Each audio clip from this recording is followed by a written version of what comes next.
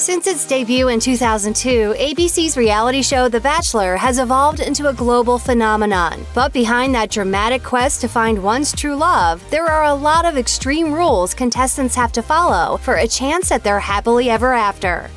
Bachelor contestants agree to completely disconnect from the outside world, meaning they also can't contact friends or family while they're being filmed. As ABC News reported in 2010, contestants are banned from watching television or using their phones or laptops in the house. Season 13 contestant Melissa Rycroft said, "It's kind of shocking because for the first few days you're going through withdrawal of everything in your life, and it definitely feels like a bubble." According to Bachelor Jake Pavelka, the supposed goal of forced isolation is, quote, cutting away just the crud that the world inundates you with that makes a relationship tough. In 2017, The Verge examined how the contestants keep themselves busy in lieu of screen time. Season 17 contestant Ashley Frazier said the only book allowed during her tenure in the house was the Bible, though other contestants said they were allowed to bring some forms of printed content, just not magazines. Contestants also revealed that they whiled away the hours between dates with approved activities such as exercising, strumming guitars, and playing games.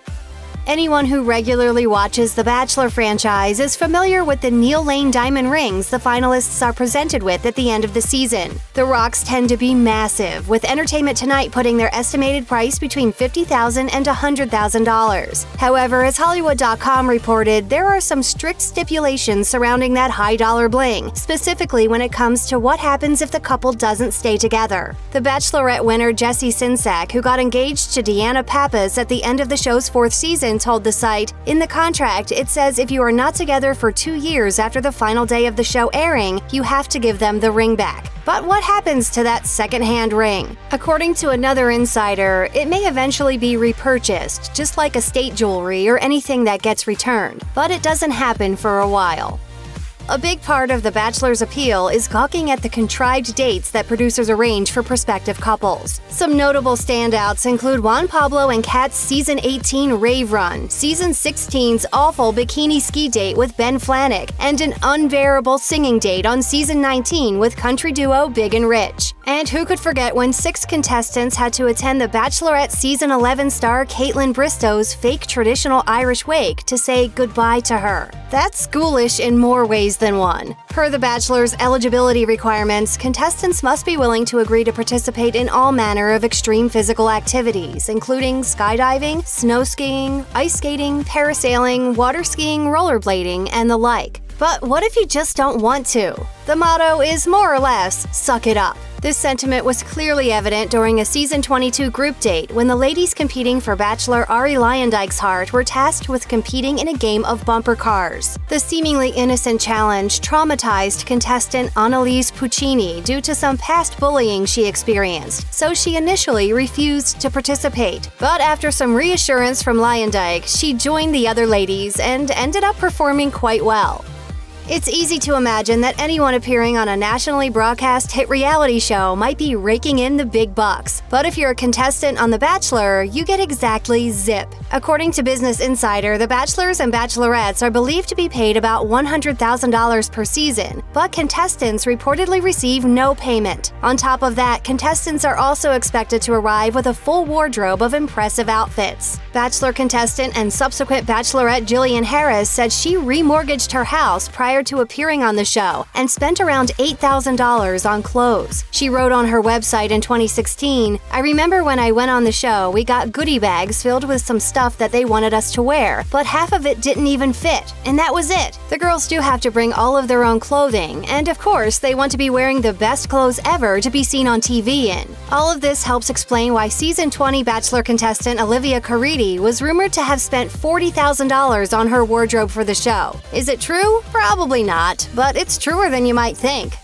Along with making sure you have the right wardrobe, you'll also need to prove your physical and mental health. Per The Bachelor's official eligibility requirements, contestants who are selected to travel to Los Angeles may be required to undergo physical and psychological examinations and testing before getting the clear to join the cast. As ABC News reported in 2010, the vetting process is rigorous and includes an STD screening and an 800-question psychological evaluation. According to Dr. Catherine Selden, who conducted evaluations on contestants, "We want to make sure that people are going to be okay with coping with the stress involved. involved and make sure that they are going to be offered the help that they need if it's the case.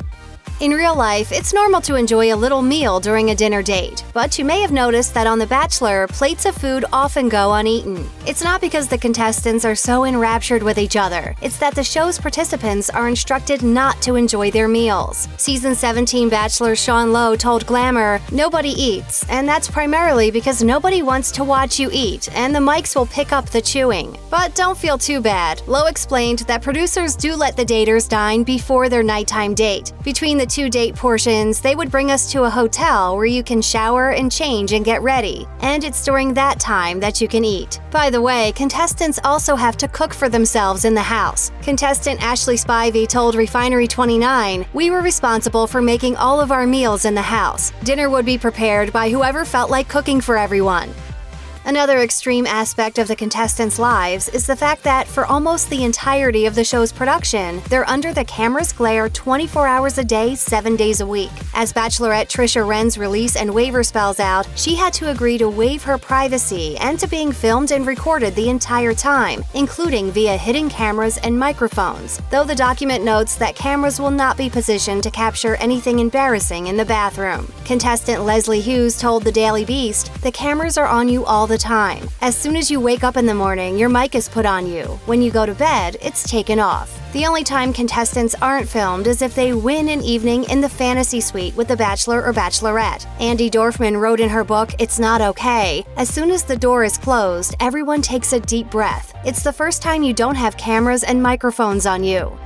Got an extra $5 million floating around? That's the amount you'd reportedly be on the hook for if you break contract and reveal any secrets about the show's outcome before the finale. The final couple is even periodically whisked off to a safe house when filming ends so they can keep seeing each other in secret, according to Bachelorette Ali Fedotowsky. This lessens the chance of spoiling the ending before the finale airs. Writing in a blog post for E! News, she said, "The producers really do everything they can to help the couple see each other and help keep the relationship strong during the tough few months when the show is airing." And yet, in 2015, Season 11 Bachelorette Kaitlyn Bristowe released a major spoiler when she posted a Snapchat video showing her cuddling in bed with contestant Sean Booth, thus totally ruining the end of her season for everyone. And you might have revealed something on Snapchat and you've got everyone talking about saying that you chose him. Did you just reveal that you chose Sean? No, I was with Ryan Gosling. Oh, right. During an appearance on Jimmy Kimmel Live, Bristowe said she felt horrible about her gaffe. She claimed that she thought she was sending the snap to producers, but accidentally posted it to the public. Luckily for Bristowe, she somehow managed to avoid having to cough up that $5 million. It's not unusual to see Bachelor contestants taking swigs from flutes of champagne or imbibing a variety of alcoholic beverages. This festive atmosphere is especially visible on the series' spin-off show, Bachelor in Paradise, which faced a major scandal in June 2017. It all started when contestants Corinne Olympios and Demario Jackson drunkenly hooked up in the jacuzzi, right in front of the cameras, sparking an investigation regarding whether the session was consensual. The footage, which never aired, was brought to the attention of Warner Brothers, the studio that produces the series, by two producers who reportedly felt uncomfortable with the situation. Production was halted for 10 days. According to a report by People, Warner Brothers ultimately concluded that it could not support any charge of misconduct by a cast member and denied that the safety of any cast member was ever in jeopardy. Jackson maintained to The Hollywood Reporter that the encounter was, quote, 100% consensual, while Olympios told Good Morning America that she had little memory about the incident due to a mix of the alcohol and prescription medication she'd consumed. As a result of the controversy, Bachelor in Paradise cast members were only allowed 2 drinks per hour. This rule was reportedly also applied to Bachelor Winter Games in 2018, although it's unclear whether it's become the law of the land in the Bachelor universe. Many contestants who go on The Bachelor have no idea how long they'll be away from home, making packing a potential nightmare. What's more, cast members often feel pressure to look their best on the show, meaning there's a good chance they're bringing their entire wardrobe, makeup kits, and hair tools. So you can imagine some contestants were horrified to learn they could supposedly only bring 2 suitcases to the mansion. However, it turns out it's a rule many ladies choose to ignore. Season 12 contestant Courtney Robertson wrote about the experience in her book, I Didn't Come Here to Make Friends, Confessions of a Reality Show Villain. She said, "I brought the 2 suitcases I was told I was allowed to bring, and only later found out that some girls brought 5. But if you do break the alleged stipulation, you're on your own." Season 22 contestant Becca Martinez told Glamour, "It's not like we had people to carry our luggage, so if you have 5 bags, that means you're going to have to wheel them all onto the shuttle or the bus. The upside? Sometimes production assistants will help a gal out in desperate times." Season 16 star Jacqueline Swartz told Refinery29, "If you run out of deodorant, no big, but brow pencil? You're screwed. They definitely aren't running to a Sephora. I was so paranoid about running out of my brow pencil in Mexico that I brought 4 just in case."